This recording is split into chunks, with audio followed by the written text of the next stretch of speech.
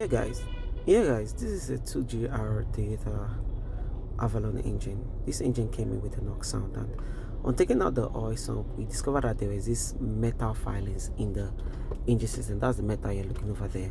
So we had to weigh our options for this client to see if replacing the metal and means would fix the issue. This number one metal here didn't have pretty much of an issue, except the number two here. As you can see, the number two had this serious bar bit that has chopped off it, and then we tried to compare the crankshaft lobes and meeting face to see what was going on.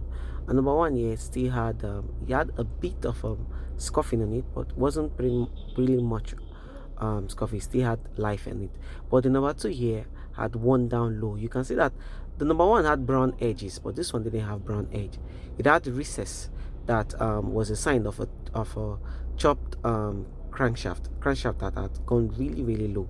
So we would have used a vernier caliper to measure the differences, but this was even very clear to the eyes that replacing the crankshaft and main bearings was inevitable for this particular engine. And with it, judging from this kind of situation, it's a sign that the oil pump itself had also failed on this car. That was why the metal would have failed. Either the oil pump had completely failed, or it had dropped its pressure.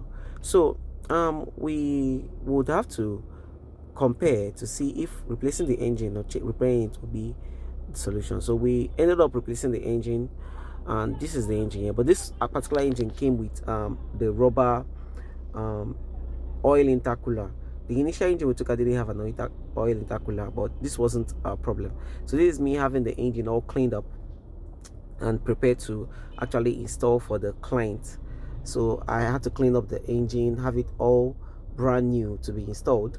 And then I also told the client that we would have to get an updated oil intercooler hose, because this particular hose here are very prone to break and leak out oil and end up knocking the engine for the client. So this engine serious wash and clean I'm doing here is to make the engine look newer and cleaner, and if there is any sign of leak, we'll be able to detect it on time before the client before it can escalate to other things. So the main reason why we even actually replaced the engine was we calculated the cost of replacing the VVT actuators, which is the cam gears, replacing the oil pump, replacing the crankshaft and the metals and all that.